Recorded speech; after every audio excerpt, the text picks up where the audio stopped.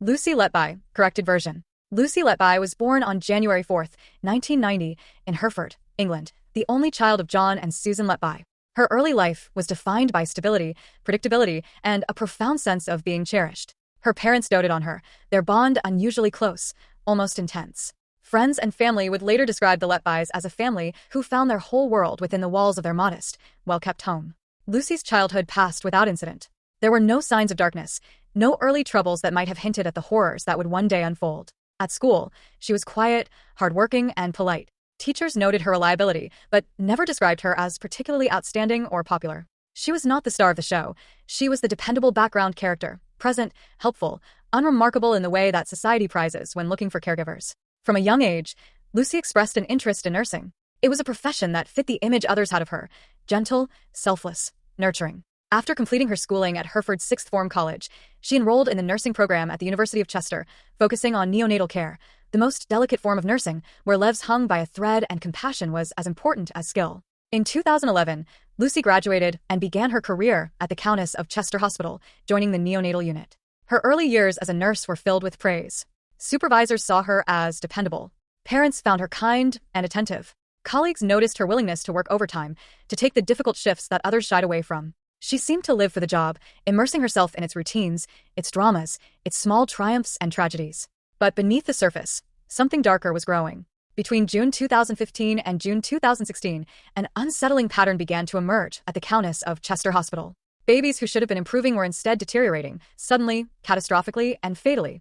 Over that year, mortality rates in the neonatal unit rose sharply. Meetings were held. Investigations were launched internally. But no clear medical explanation could account for what was happening. Doctors, desperate for answers, began to notice something they initially struggled to believe. Lucy Letby was almost always present when a collapse occurred. Time and time again, during shifts where she was on duty, previously stable babies would suffer unexplained cardiac arrests or die. When she was off duty, no such incidents occurred. It was too consistent to be coincidence. At first, the idea was unbearable. Lucy was a trusted colleague, a friendly face, a person who had shown nothing but dedication. Hospital management resisted the idea fiercely. Doctors who raised concerns were warned to tread carefully, advised not to make accusations without absolute proof. It was easier, emotionally and institutionally, to believe in a streak of terrible luck than to confront the possibility of deliberate harm. But the deaths continued.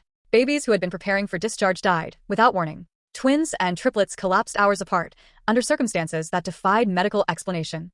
Medical records would later reveal patterns: insulin spikes where none should have existed, air embolisms in the bloodstream, liver damage inconsistent with resuscitation attempts.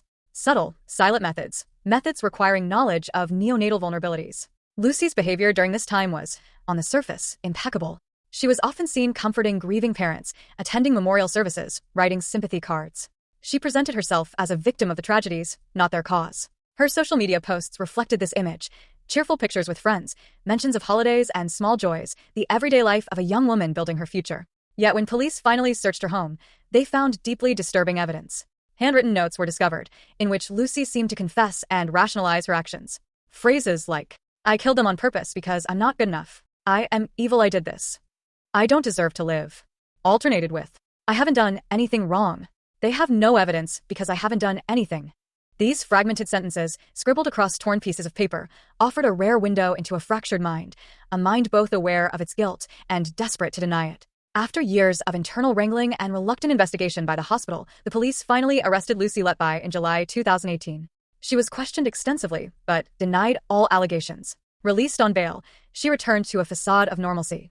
Meanwhile, detectives meticulously built their case. By November 2020, she was formally charged with the murders of 7 infants and the attempted murders of 10 more. The case shocked Britain. A young nurse, described in glowing terms by those who knew her, stood accused of one of the most horrific betrayals imaginable: the murder of defenseless newborns entrusted to her care. Her trial began in October 2022 at Manchester Crown Court and would become one of the longest and most harrowing trials in British legal history. Over 9 months of testimony, the prosecution laid out a devastating narrative. They described a nurse who exploited her position of trust, targeting the most fragile lives with methods designed to leave little trace. They showed how air embolisms caused collapses that were almost impossible to detect postmortem. They demonstrated that insulin had been administered to infants who had no medical need for it, insulin which had to have been introduced maliciously. Expert witnesses explained that some babies had been poisoned with overdoses of milk, their small stomachs force-fed beyond capacity. Others had suffered unexplained physical trauma, liver injuries, bleeding that could not be accounted for by CPR. Throughout the trial, the courtroom was filled with grief. Parents wept as they recounted their children's final hours. Some spoke of how they trusted Lucy implicitly, even thanking her for her care after their babies died, a realization that now haunted them. The defense attempted to paint a different picture. They argued that the hospital had systemic problems, staffing shortages, inadequate care, infections. They suggested that Lucy Letby was a scapegoat for wider institutional failings. They highlighted the lack of direct eyewitness evidence. No one had ever seen her harm a baby. They argued that the handwritten notes were the writings of a distressed young woman falsely accused, not confessions of guilt. But the circumstantial evidence was overwhelming. The jury heard how, almost without exception, every unexplained collapse or death occurred when Lucy Letby was on duty. They saw the chilling consistency of her presence at critical moments, the patterns that defied any reasonable chance. They read her own words that betrayed knowledge of wrongdoing even as she protested her innocence. In August 2023, after months of deliberation, Lucy Letby was found guilty of the murders of 7 infants and the attempted murders of 6 more. She was sentenced to life imprisonment without the possibility of parole, a whole life order, an extremely rare punishment in the UK reserved for the most heinous criminals. The impact of the case reverberated far beyond the courtroom. The British public, and indeed the world, struggled to comprehend how such evil could have hidden in plain sight. Hospitals, institutions built on trust, were forced to confront uncomfortable questions about how they protect the vulnerable, how they listen or fail to listen to whistleblowers. The government launched an independent inquiry, promising full statutory powers to compel witnesses and demand transparency. The inquiry aimed to answer not just how Lucy Letby was able to kill, but how she was able to continue killing after suspicions had been raised. Parents of the victims continued to live with unimaginable grief. For them, justice could never truly be achieved. No sentence, no inquiry could bring back the future stolen from their children. Lucy Letby herself remained largely silent. She refused to appear in court for her sentencing. She offered no apology, no explanation. Her silence left a vacuum that society rushed to fill. Theories about her motives ranged from a need for attention and control to deep-seated psychological disorders. Experts suggested Munchausen syndrome by proxy, narcissistic personality traits, sociopathy. Some theorized that Letby craved the drama of medical emergencies, the sympathy and status that came with being at the center of tragedy. Others saw a need for control in an otherwise passive, invisible life, a desire to assert godlike power over life and death. But ultimately, the true motives remained elusive. Perhaps they always would. Lucy Letby had hidden her darkness behind a mask of normalcy so successfully that, even after years of scrutiny, no single theory could fully explain the scale and cruelty of her crimes. Her case would enter the annals of British criminal history, standing alongside names like Harold Shipman and Beverly Allitt, reminders that evil can wear a smiling face, that the greatest betrayals often come from those we are taught to trust most. And for every life she took, for every family she shattered, the echoes would never fade. The story of Lucy Letby was not just the story of a killer. It was the story of a system that failed to see, of warnings ignored, of silence mistaken for safety, and of tiny lives lost, lives that deserved so much more. As the verdict settled over Manchester Crown Court, a heavy silence fell. The families sat together, some clutching one another, others staring blankly ahead, struggling to comprehend the reality that had just been confirmed. In the public gallery, seasoned journalists and hardened detectives wiped their eyes. Even those who had prepared for this outcome found themselves overwhelmed by the sheer weight of it. Lucy Letby, the trusted nurse, had been unmasked as Britain's most prolific child serial killer in modern history. The sentencing hearing began the next day. Though the families were given an opportunity to read their victim impact statements, Lucy Letby herself was not present in the dock.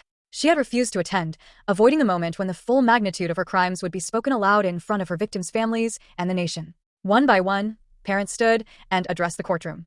Their words were raw, powerful, broken by sobs at times. They spoke of futures stolen, of milestones never reached, of bedrooms left empty. They described the deep and unending grief that had hollowed out their lives since the loss of their children. Some spoke of their guilt, the crushing, irrational guilt that they had trusted the very person who betrayed them. Judge James Goss delivered a damning sentencing address, his voice steady, but laden with disgust. "You acted in a way that was completely contrary to the normal human instincts of nurturing and caring for babies," he said. "You deliberately harmed them, intending to kill them. Your actions were a cruel, calculated, and cynical campaign of child murder." He imposed a whole life order on Lucy Letby, meaning she would die behind bars, with no chance of release, no redemption. She would spend the rest of her days confined, forever separated from the world she had so grievously harmed. The country reacted with outrage and sorrow. Newspapers plastered her face across their front pages, a young woman with a gentle smile, now revealed as a monster. News channels ran special reports. Opinion columns wrestled with the psychological and societal implications of her crimes. How could someone so ordinary, so seemingly kind, have committed such evil? In the days that followed, details about the investigation and the hospital's failings began to emerge more fully. It was revealed that senior doctors at the Countess of Chester Hospital had raised concerns about Letby as early as June 2015 after a series of unusual and unexplained collapses. Some consultants grew so alarmed that they demanded action, yet hospital executives resisted, worried about reputational damage, legal exposure, and morale among staff. Instead of removing Letby from the ward or launching a robust external investigation, management had, at times, defended her. Senior doctors were even ordered to apologize to her for making allegations. The chilling realization set in. Had hospital leadership acted swiftly and decisively, many of the deaths that followed could likely have been prevented. The British government announced a full statutory inquiry into the case, not a mere fact-finding mission, but a legally empowered investigation with the authority to compel testimony and access confidential hospital records. Public trust had been so severely damaged that only a comprehensive inquiry could hope to restore any sense of faith in the system.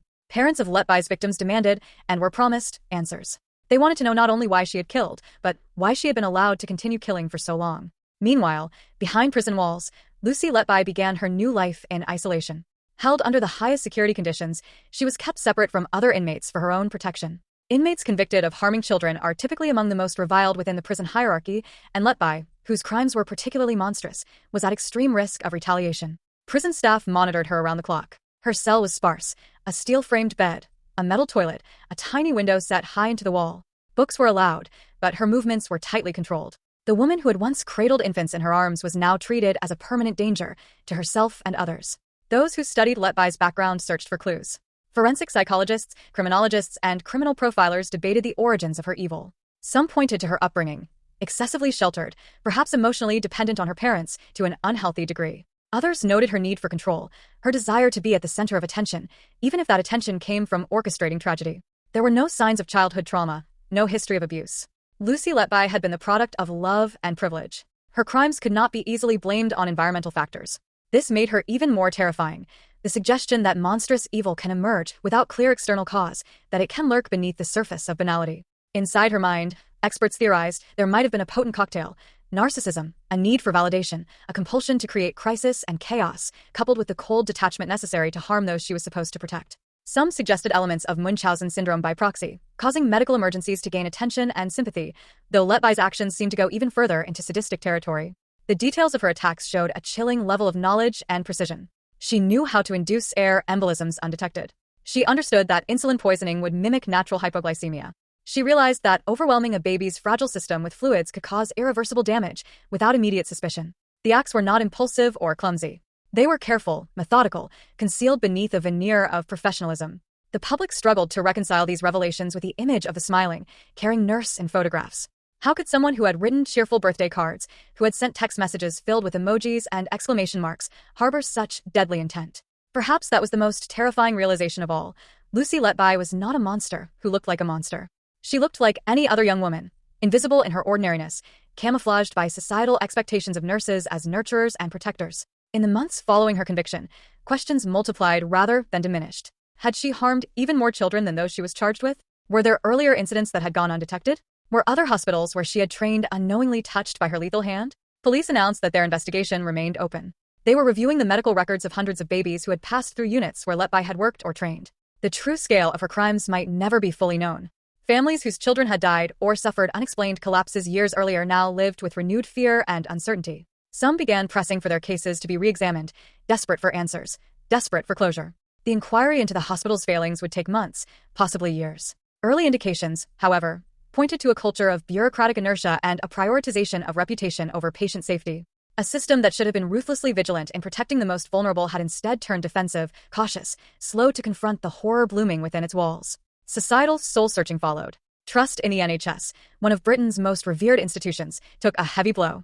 Nurses and doctors, already under strain from years of underfunding and crisis, now faced an additional burden, restoring public confidence shaken by the actions of one of their own. Campaigns were launched to improve whistleblower protections, to ensure that medical professionals could raise concerns without fear of retaliation or career damage. The Letby Inquiry, as it came to be called, promised to overhaul hospital reporting structures, clinical governance, and internal investigation protocols. But for the parents of Lucy Letby's victims, no systemic reform could heal their wounds. Their grief was private, profound, and unending. Birthdays came and went without candles or laughter. School uniforms were bought, then given away. Family photographs bore permanent absences, a missing smile, a space where a child should have been. Some parents dedicated themselves to advocacy work, determined to prevent future tragedies. Others withdrew from public life, overwhelmed by sorrow. All of them lived with the knowledge that their lives had been irreversibly torn apart by someone they had trusted without question. Lucy Letby's story, horrific as it was, served as a grim reminder that evil does not always come with warning signs, that institutions must remain vigilant, even when, especially when, it is uncomfortable or inconvenient, that sometimes the greatest dangers are hidden in the most trusted places. The name Lucy Letby would echo through British history for decades to come, not because of who she was before, but because of the unimaginable damage she left behind. As the investigation into Lucy Letby's crimes continued to unfold, the weight of the case began to deepen. Police, already overwhelmed by the staggering details of her actions, now faced an additional challenge, ensuring that the full extent of her atrocities was brought to light and that justice would be served not just for the families whose children she had killed, but for the wider community that had been rocked by her betrayal of trust. The initial trial had only scratched the surface. Letby had been convicted, but there were whispers of more victims, hidden in the shadows, their deaths unexplained or dismissed as tragic coincidences. The evidence suggested a pattern, a deliberate escalation in the cruelty of her actions. The investigation had to continue, reaching deeper into the history of her time at the neonatal unit, examining every file, every moment, every whispered suspicion. It wasn't just about securing a conviction anymore. It was about finding closure, unraveling the mystery of her motives, and protecting future victims.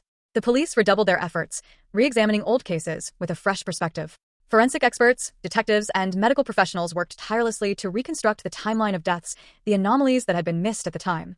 This new investigation was not only about proving Letby's guilt, it was about understanding the extent of her actions, identifying every single child she had harmed, and determining how she had evaded detection for so long. The second trial began to take shape as more victims were uncovered. These were not just the cases that had led to her conviction, but others that had slipped through the cracks. Families who had believed their children had died from natural causes were contacted and informed that their children's deaths were now being investigated under the shadow of Lucy Letby's crimes. The process was agonizing. For parents already shattered by the loss of their infants, the idea that they had been robbed not just by fate, but by the hands of someone they trusted, was almost too much to bear. One of the most heart-wrenching moments came when Letby's colleagues, many of whom had once considered her friend, were called to testify. The strain of betrayal was palpable in the courtroom. They had all worked together in the sterile, high-stakes environment of the neonatal unit. They had been trained to save lives, but now they had to confront the horrifying reality that one of their own had been responsible for taking them. These were not just colleagues testifying against a criminal. These were doctors and nurses who had trusted and befriended Lucy Letby, only to realize that their trust had been exploited for the darkest of purposes. As the investigation expanded and more families were contacted, a disturbing truth emerged. Letby's actions had been far more extensive than originally believed. With each new victim, a more chilling portrait of her psyche began to take shape. The deeper the investigation went, the more clear it became that Letby's motives were not easily understood. She was not motivated by financial gain or any traditional form of personal enrichment. Instead, her actions seemed driven by a complex web of psychological factors, some of which were only now beginning to be uncovered. A psychological deep dive into Letby's mind revealed a portrait of a woman who had been shaped by both her environment and her inner turmoil. She had grown up in a seemingly normal household, but beneath the surface, there were hints of emotional instability. Some psychologists speculated that Letby had been deeply affected by her experiences in the medical field, the pressures, the emotional weight of dealing with life and death on a daily basis, and perhaps a sense of inadequacy or unfulfilled ambition. However, none of these explanations could fully account for the depths of cruelty she had shown. The sense of power and control she derived from her actions was chilling. The idea that she could dictate life and death in a neonatal unit, a place of hope and healing, was not just a breach of medical ethics, it was a manifestation of a deeply disturbed mind. Psychologists and criminal experts who studied her case began to suggest that Letby's motivations could be rooted in a desire to gain attention, recognition, and power.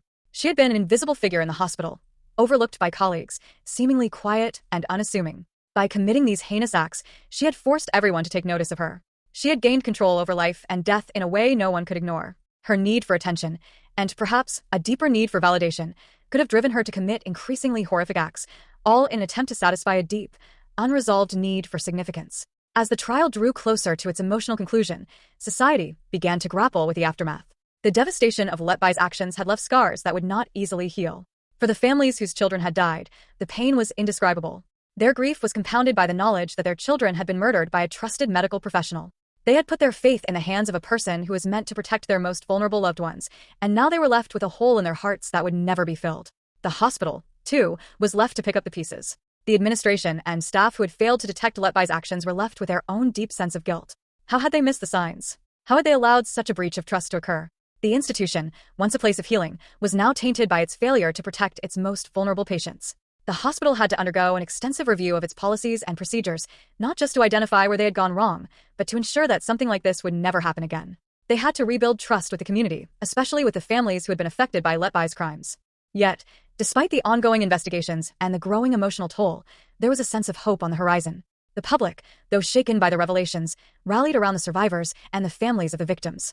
Foundations were established in memory of the children who had been taken too soon, ensuring that their names and stories would live on, even if they could not be saved. The emotional weight of the case, its devastating consequences, and its chilling revelations came to a powerful and poignant conclusion when the final verdict was read. The courtroom was silent, as the weight of the past several years hung in the air. Lucy Letby was held accountable for her actions, but no verdict, no sentence could truly bring back the lives she had stolen. The healing process, for both the victims' families and society as a whole, was only just beginning. The emotional scars of this tragedy would take years to heal, but the legacy of the children's lives would not be forgotten. In their memory, there was hope that the medical community would learn from this tragedy and ensure that no child, no family, would ever again be betrayed by the very person they trusted to save their life. And as for Lucy Letby, her story was not just one of horrific crime, but a cautionary tale, one that would forever change the way we view the intersection of trust, power, and the human psyche. In the end, it was a stark reminder that evil can often hide behind the most unassuming faces, and that sometimes, the ones who are entrusted with our care are the very ones who will betray us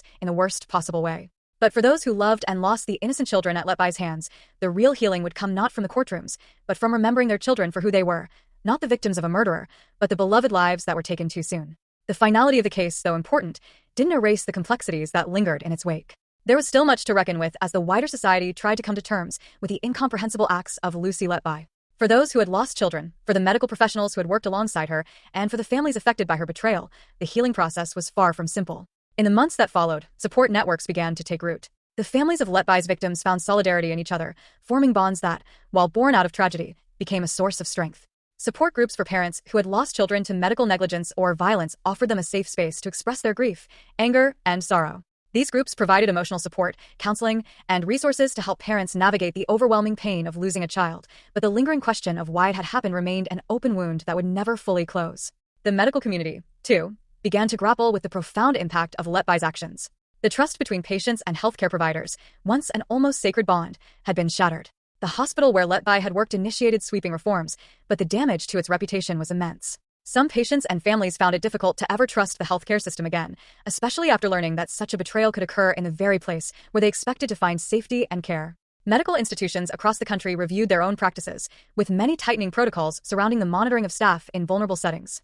The tragic events had sparked widespread discussions on how to better safeguard against medical professionals who might pose a threat and how to balance trust with accountability. While many nurses and doctors continued their noble work with pride, there was a collective understanding that the system needed to be more transparent and vigilant. Hospitals began adopting more comprehensive monitoring systems, ensuring that any suspicions of malpractice could be quickly investigated and addressed. The story of Lucy Letby had transformed from one of individual tragedy to a larger societal issue.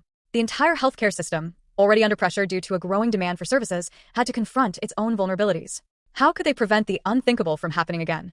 How could they create environments where staff could feel both supported and closely scrutinized, without undermining the trust and compassion that form the backbone of healthcare? These were questions that would continue to echo long after Letby's story had faded from the headlines. But beyond the institutions, beyond the legal proceedings and reforms, it was the human aspect that remained most poignant. It was the faces of the parents who would never hold their babies again, the faces of the medical staff who had tried so hard to save them, and the faces of those who had worked with Letby, struggling to reconcile the woman they knew with the monster she had become. The emotional weight of the case, its complex layers, and the sheer cruelty of the acts perpetrated by Letby were not easily forgotten. And yet, amid the horror, there was a profound resilience in the survivors. For the parents who lost children to Letby's hands, the path to healing would never be linear. But many found a sense of purpose in their grief, dedicating themselves to causes that would help prevent similar tragedies from occurring. They became advocates for better monitoring in hospitals, for changes in medical practice, and for the recognition of the signs that could have prevented Letby's crimes from escalating. Their voices, though born out of sorrow, became a driving force for change.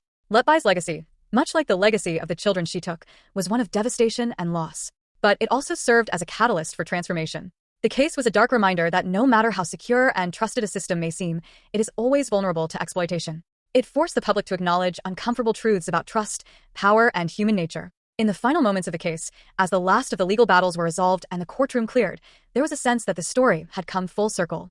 Justice had been done, but it felt incomplete. No legal outcome, no sentence could bring back the innocent lives that had been lost. No reform could undo the damage that had been done to the families, to the community, and to the fabric of the healthcare system. And yet, there was a sense of closure, fragile though it might be. Lucy Letby would be remembered, not as the trusted nurse she once appeared to be, but as the monster she had become. Her name, forever etched in infamy, would serve as a cautionary tale, a stark reminder of the evil that can lurk beneath the surface of those we least expect. For the children who were taken, for the parents left behind, and for the communities forever altered by Letby's actions, the healing would continue, slowly and painfully. But through the anguish, there was a flicker of hope. The strength of those who loved the lost children, their determination to make sure the world knew their names and honored their memory, would ensure that their stories were never forgotten. And perhaps in time, it would offer a path toward healing, not just for the families, but for a society forever changed by one of the most unimaginable betrayals in modern history.